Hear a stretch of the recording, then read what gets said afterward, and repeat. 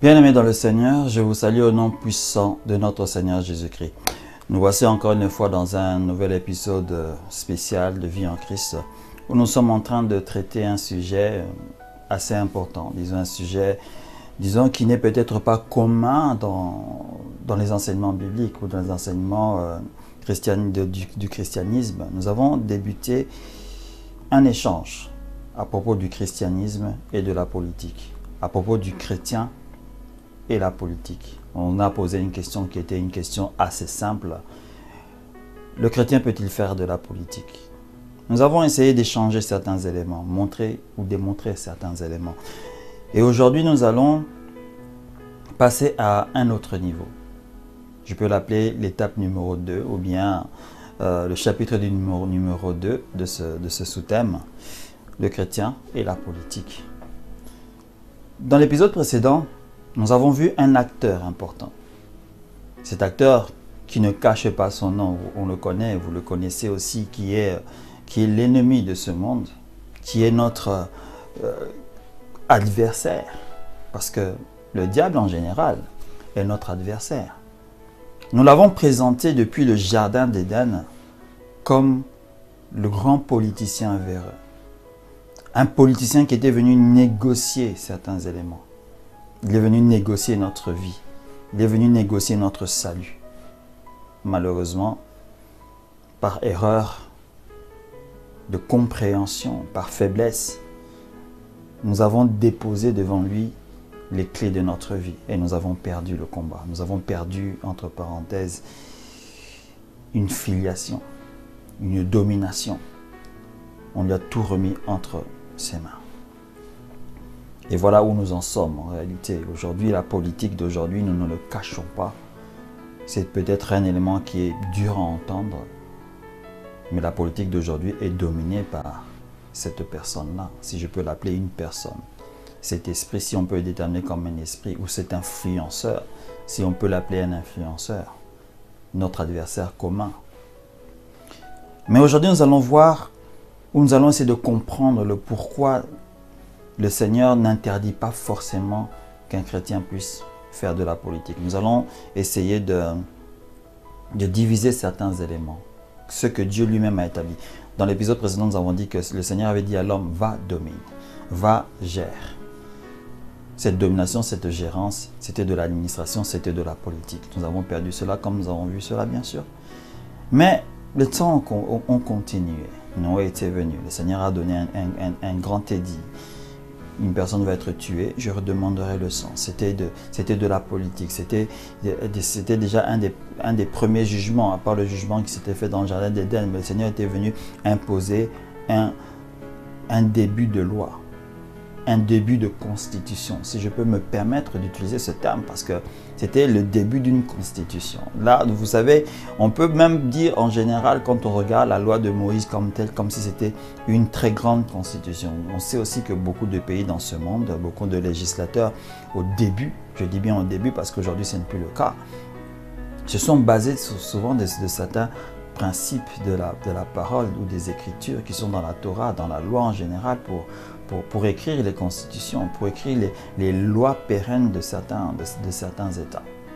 Et si on regarde même les constitutions, à part ce qui touche l'économie et autres, mais quand on regarde en général par rapport à la justice, par rapport au bien-être, on retrouve ces éléments dans les Écritures. Mais nous n'allons pas débattre de cela quand même. Je veux simplement dire que le Seigneur avait lancé comme un début de constitution en disant ce qu'il avait dit à Noé, que je redemanderai le sang de la personne qui sera tuée à la personne qui tue.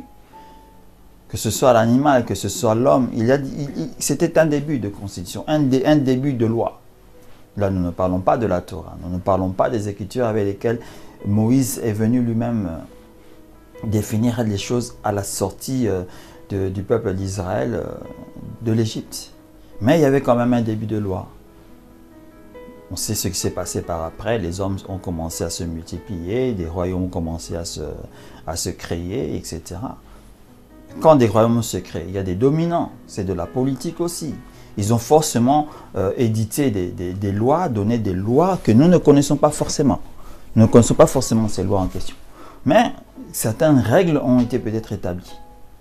Lorsqu'on fait les fouilles archéologiques, on trouve des règles qui ont été écrites par des sociétés, les règles de taxation, des règles d'administration, toutes ces choses existaient.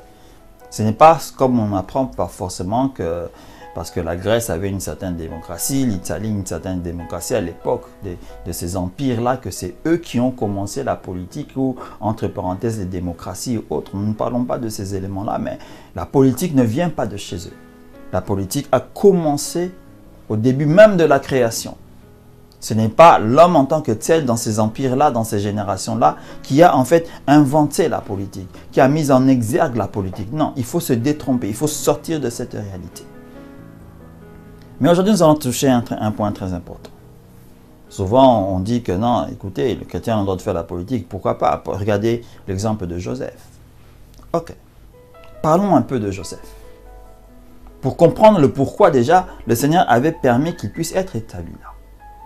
Nous connaissons tous l'histoire de Joseph. Celui qui ne connaît pas l'histoire de Joseph, je l'inviterai à prendre le livre de la Genèse et de lire l'histoire de Joseph. Comment était-il né? Comment a-t-il été ce qu'on appelait le petit voyant, le rêveur? Parce qu'il recevait des rêves, il recevait des songes qui étaient en fait qui définissaient son avenir, mais il ne le savait pas. Mais il en était tellement fier qu'il les brandissait tellement devant son père, sa maman, ses frères, à tel point qu'il était haï à cause de ces songes-là. La Bible en relate 1 ou 2 ou 3, je pense, mais moi je crois qu'il en avait eu plusieurs. Parce que ce n'est pas simplement les 3 là qui les définissaient. Plusieurs sûrement le définissaient parce que tu ne peux pas simplement haïr quelqu'un parce qu'il t'a donné un songe ou 2 songes disant qu'il te dominera. Non. Sûrement tu en entendais. La parole de Dieu ou les Écritures ont relaté 2 exemples simples. 2 exemples que nous voyons, que nous lisons et que nous prenons comme fondement. De ces branches qui allaient se courber devant une autre branche, tout un tas d'histoires, ainsi que le soleil, la lune, les étoiles. Alors, ses frères, son père avaient compris même ces rêves-là. Il dit, mais tu veux que moi je puisse m'agenouiller devant toi? Tu veux que toi tu deviens, moi qui suis ton père, je deviens au-dessus de toi? Eux n'avaient quand même pas fait l'allusion que c'était aussi une manière de dire que, politiquement parlant, il allait devenir un chef. Il allait devenir quelqu'un à l'égal d'un roi. Et nous le voyons. Il a été vendu par ses frères, nous connaissons l'histoire. Il est arrivé dans la maison de Potiphar. Chez Potiphar même, on a vu qu'il était intelligent, sage, beau, qu'il savait gérer les éléments. Vous comprenez? Regardez simplement ce petit parcours-là et l'ascension qu'il a eue chez Potiphar. Chez Potiphar, cette ascension-là veut nous dire simplement quelque chose. Un élément très simple. Sachez que lorsque le Seigneur vous appelle dans ce monde, il met en vous quelque chose. Cette chose-là qu'il a mis en vous, ce potentiel, si on peut parler ainsi, peut être un potentiel par rapport à la médecine, la politique, l'ingénierie, tous ces éléments-là. Nous devons bien sûr développer cela. Raison pour laquelle les écoles existent.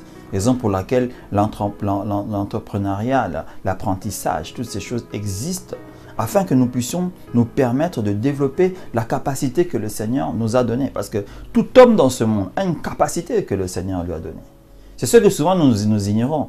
On dit souvent à quelqu'un, regarde, tu es un bon à rien. Regarde ce garçon, c'est un bon à rien, c'est une bonne à rien. Vous savez que dire cela de quelqu'un, c'est presque un péché. C'est ignorer, se foutre entre parenthèses, excusez-moi peut-être du terme, du potentiel que Dieu a mis en lui. Parce que ce potentiel d'administration et de création que le Seigneur a mis dans cette personne, le Seigneur l'a mis dans le but d'administrer et de gérer le jardin d'Éden. Là, je ne parle plus du jardin d'Éden tel qu'il était au commencement, non. Parce que chaque homme, chaque femme a le droit d'avoir son jardin d'Éden. C'est une notion un peu large et complexe, on ne va pas aller trop loin dedans, mais juste pour savoir que nous sommes là, on l'a dit dans le premier épisode, qu'on est là pour recréer des jardins. Et le Seigneur nous donne ce potentiel-là, cette capacité-là de créer ces jardins-là. On ne doit pas l'ignorer. Notre frère Joseph l'ignorait. Il n'arrivait pas à comprendre cela. Et le mal a fait qu'il aurait pu peut-être s'approcher de son père pour comprendre Comment tu as réussi à gérer tes troupeaux? Comment tu as su à gérer cette famille nombreuse avec tous ces serviteurs depuis grand-père Abraham, etc. Il aurait pu apprendre cela là. Peut-être qu'il apprenait, ça je ne peux pas te le dire, je ne peux pas vous le dire. Parce que vous savez que je le dis toujours et je le dis à quiconque veut l'entendre. Les Écritures nous reprennent que les éléments entre parenthèses les plus importants dans le moment. Mais vous devez savoir qu'entre 1 ou 2 ou 3 versets, peut s'écouler 10 ans, 5 ans, 50 ans même. Donc il y a une vie qui est là-dedans. Dans cette vie-là, dans cette petite jeunesse entre 0 et 17 ans qu'a eu Joseph avant d'être vendu auprès des Égyptiens. Qu'est-ce qui s'était quand même passé? Je pense que comme il était le fils préféré de son père l'apprenait peut-être certains éléments. Puis son père l'apprenait certaines astuces de gestion. Raison pour laquelle on lui confiait certains éléments. Ses frères peut-être pouvaient être là-bas tendre les vaches, etc. Mais lui, qu'est-ce qu'il faisait en réalité? Il était peut-être jeune, mais qu'est-ce qu'il faisait? Je pense que son père l'apprenait. Je pense que son père l'enseignait. Avait-il bien écouté? Et en était-il orgueilleux? Ça, je ne peux pas le dire. Mais quand vous regardez ce qu'il faisait chez Potiphar, cela montre au moins que ce jeune homme avait eu un certain enseignement. Ce jeune homme a eu un certain héritage de connaissances. Et cet héritage de connaissances n'a pu être passé à lui que par son père, d'une certaine manière. Raison pour laquelle les études sont importantes. Mon frère, toi qui me suis en ce moment, si tu es un jeune frère qui étudie, tu ne dois pas négliger tes études parce que ces études que tu es en train de faire vont t'aider à développer le pouvoir et le potentiel que le Seigneur a mis en toi. Ne crois pas que c'est en approchant un pasteur qui va prier pour toi pour que tu puisses réussir. Non. Ta réussite dépend de ce que tu apprends, de comment tu vas utiliser la connaissance qui te sera donnée. Ce n'est pas de la magie, non. Ta réussite dépend de ces réalités-là. C'est vrai, même s'il y a toutes ces réalités de loge, de franc-maçonnique, etc., pour avoir des portes ouvertes, être riche, etc. Ça, ce sont d'autres types de réalités. Mais tu dois savoir que le potentiel que Dieu a mis en toi te permet d'aller loin, te permet de faire des choses merveilleuses. Et voilà que notre frère chez Potiphar, il devient le second dans la maison. Vous savez, être le second dans une maison, en dehors du patron lui-même, ça veut dire qu'il était presque au-dessus même de la femme de Potiphar. On connaît bien l'histoire de ce qui s'était passé, mais là n'est pas notre débat. Mais il était d'une certaine manière dans la gestion de la maison. Il était au-dessus de la femme de Potiphar. Mais il ne devait pas bien sûr toucher la femme de Potiphar. Et il gérait tellement bien que Potiphar s'est enrichi. Donc, en lui, il y avait de l'administration. Le Seigneur, s'il avait donné ce parcours-là, c'est parce que le Seigneur voyait loin. Parce que le Seigneur préparait quelque chose. N'oubliez pas qu'il y avait une promesse qui pouvait être très dure à accepter par Abraham quand il avait écouté que non, ta descendance ira dans un pays où ils seront esclaves pendant 4 ans. C'est dur d'entendre un élément pareil. Mais le Seigneur n'allait pas laisser les enfants d'Israël comme ça, ou le peuple hébreu en réalité à ce moment-là, il n'allait pas les laisser comme cela, entrer dans cette région-là comme ça. Non. Avant que l'esclavage commence, le Seigneur voulait leur donner une certaine richesse. Il voulait leur donner une certaine liberté de vie. Il fallait préparer il fallait avoir quelqu'un qui allait préparer cela pour eux. Et cette personne, c'était Joseph. Et le Seigneur avait mis en lui ce don d'administration. Et on connaît l'histoire avec la femme de Potiphar. Il se retrouvera en prison. Mais même dans la prison, il était quand même choyé par les géologies. Parce qu'il y avait quelque chose en lui qu'on ne pouvait pas... On pouvait que adorer, qu'on pouvait qu'utiliser. La gestion était dans ce fils. L'administration était en lui. La politique était en lui. Et ce rêveur-là, l'homme des rêves, est allé changer la vie de Pharaon et changer en même temps la vie de l'Égypte parce que vous savez qu'est-ce qu'il est allé faire. On connaît encore l'histoire, si vous vous rappelez du rêve de Pharaon, qu'aucun de ses devins ne pouvait deviner. Mais lui, il l'a fait, grâce à bien sûr au don de l'Éternel. Il a dit que cette année de vache grasse, cette vache grasse, cette vache maigre, cette année de richesse, de prospérité, cette année de sécheresse sont devant vous, sont devant le pays. Il faut donc préparer le pays pour affronter les 7 années de sécheresse. Pendant ces 7 années de richesse, d'abondance, ces 7 années de richesse, d'abondance sont pour préparer cela. C'était de l'administration, c'était encore de la politique. Et il est arrivé, Pharaon, vous connaissez l'histoire, lui a donné son anneau, il était devenu un premier ministre. Il était en fait devenu un roi pour l'Égypte. Même Pharaon lui-même, je pense, l'avait dit quelque part, si je ne me trompe pas dans l'histoire comme telle, qu'il était au-dessus de tout sauf au-dessus de moi. Donc ça veut dire qu'il était pratiquement le roi d'Égypte. Il était pratiquement le président d'Égypte. Si on peut le dire, c'était de la politique. Mais je veux signifier un élément qui est assez important. C'est lequel? Dans le titre, nous parlons de chrétiens et politique. Posons-nous la question, Joseph était-il un chrétien? Il ne l'était pas. Mais c'est la figure d'un fils de l'Éternel, d'un fils de Dieu. Donc, nous pouvons retransmettre ou transcrire notre titre en disant, est-ce que les fils de Dieu peuvent faire la politique? Si je vais dans ce sens, je regarde la vie de Joseph, je dirais oui.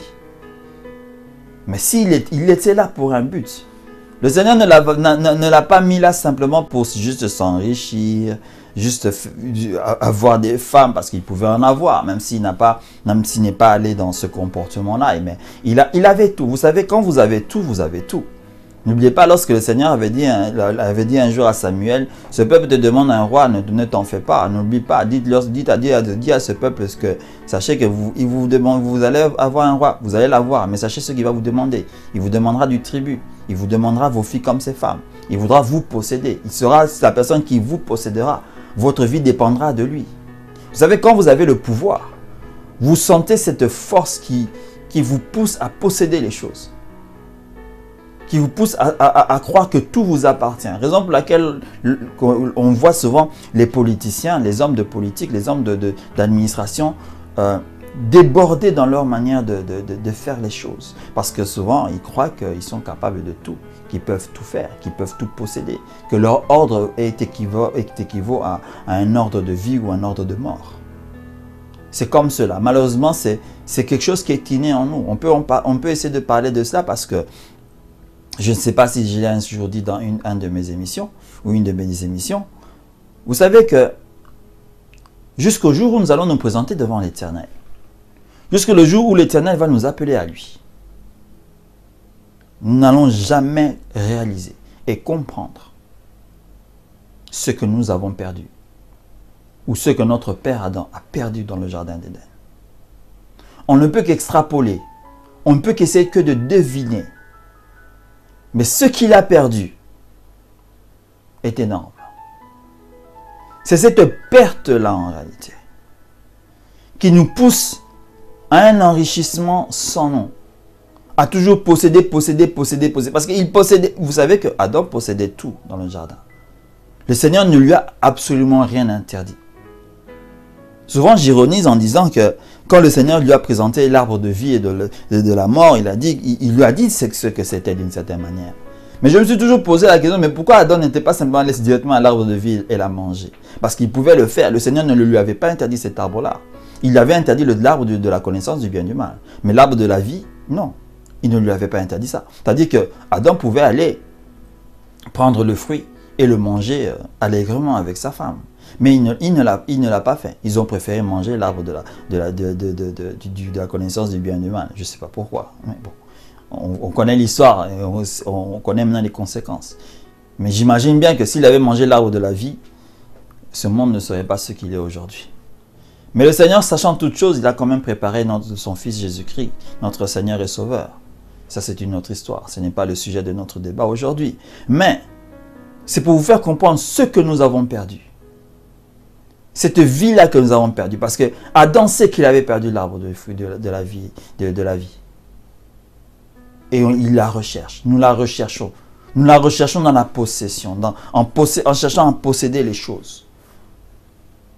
En cherchant à être le plus riche du monde. Parce qu'aujourd'hui, vous savez que être riche, c'est presque comme une course en fait. Les gens s'enrichissent et leur argent ne fait qu'appeler de l'enrichissement. On veut en fait toujours s'enrichir. On ne veut pas s'arrêter d'enrichir. Il n'y a aucun homme dans ce monde pourra venir et dire que non, moi je veux m'arrêter de m'enrichir, je ne veux pas m'enrichir. Non, personne ne peut dire ça. Personne ne le dira de toutes les manières. Une fois que tu commences à toucher de la richesse, tu voudrais que cette richesse continue à entrer. Est-ce que c'est un mal ou est-ce que c'est un bien? Ça, c'est aussi un autre petit débat, parce que là, je peux simplement vous dire que tout dépend de ce que tu fais de ton argent. Mais le Seigneur avait essayé de donner une explication assez simple, en disant, vous savez, quand vous cachez votre argent là où la teigne, les vers, toutes ces choses peuvent le dévorer, qu'est-ce que vous avez fait? Le Seigneur voulait simplement dire, en fait, que cet argent-là a son importance, certes, mais il faut l'utiliser pour le bien. Il faut l'utiliser pour quelque chose de bien. Mais souvent, nous nous enrichissons et nous remplissons les comptes et les comptes et les comptes et les comptes. On en parlera de certains éléments. Vous remplissez votre compte bancaire, vous le remplissez, il commence même à déborder. Mais n'oubliez pas que à votre mort ou lorsque vous mourrez, quelqu'un d'autre gérera cet argent. On le sait aujourd'hui, nous le voyons en Occident, souvent il y a des personnes qui meurent sans héritier. Tout leur bien, qu'est-ce qu'on en fait? C'est l'État qui le prend. C'est pour ça notre frère Salomon est allé dire, mais c'est une vanité de vivre ainsi. Pourquoi devrais-je m'enrichir quand je sais que la personne qui gérera ce bien que je me bats, que je me suis pour m'enrichir, c'est la personne qui viendra après moi. Au pire, si je n'ai pas de descendance, c'est mon serviteur qui le prend. Parce que souvent, c'était comme ça à l'époque. Il y avait des lois qui faisaient, ou les lois coutumières ou traditionnelles faisaient que quand tu n'as pas d'héritier, c'était ton serviteur. Abraham même l'avait dit, écoute, je n'ai pas de fils, etc. Regarde, c'est sûrement mon serviteur Eliezer qui va tout hériter. Et lui, quand il aura son fils, la descendance commencera. Parce que c'était comme cela. Alors on peut se poser la question, mais alors c'est une vanité de s'enrichir.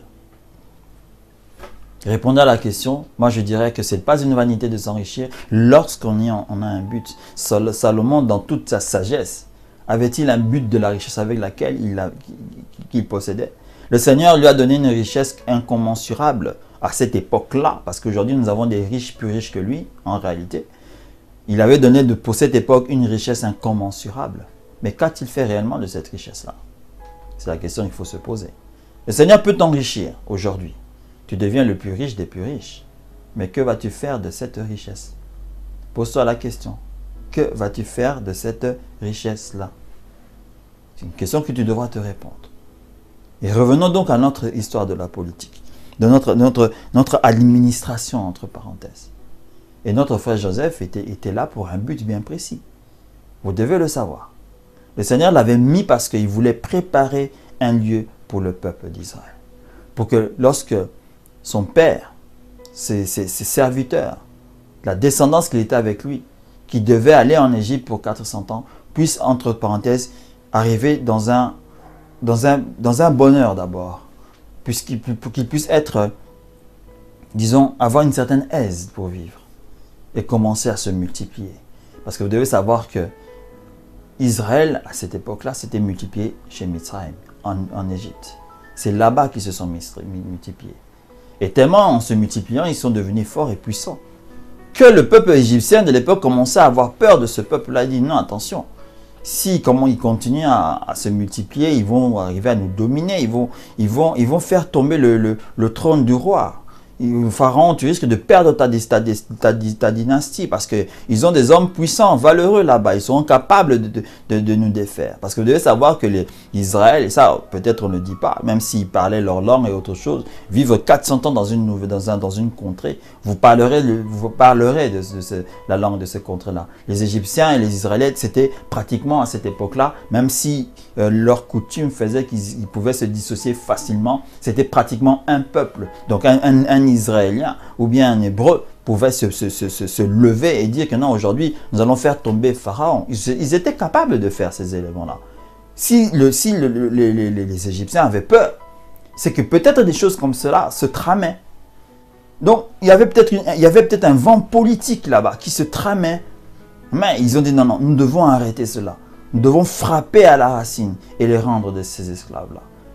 Mais les Égyptiens ne savaient pas que ils étaient en train d'accomplir la prophétie que le Seigneur avait donnée. Voilà le rôle de notre frère, de notre frère Joseph. Donc si tu te poses la question en disant que non, oui, chrétien peut faire la politique. Regarde un peu Joseph. Alors je te dirais ceci, c'est bien de répondre ainsi, mais il faut comprendre pourquoi. Chaque fois que le Seigneur te permet d'être à un niveau, quelle que soit la région, quelle que soit l'instance politique, administrative, c'est parce qu'il veut que tu sois là pour quelque chose.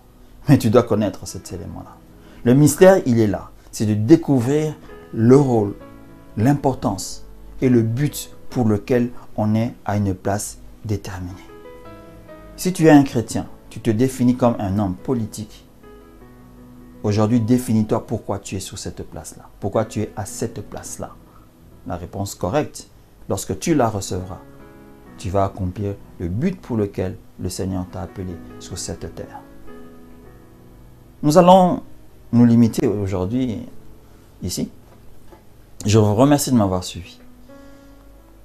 La semaine prochaine ou l'épisode prochain, nous allons essayer de dédier l'épisode à un autre frère. Nous allons le découvrir. Jusque-là, que le Seigneur puisse vous bénir abondamment et que la paix du Seigneur puisse vous accompagner. Au nom de Jésus. Amen.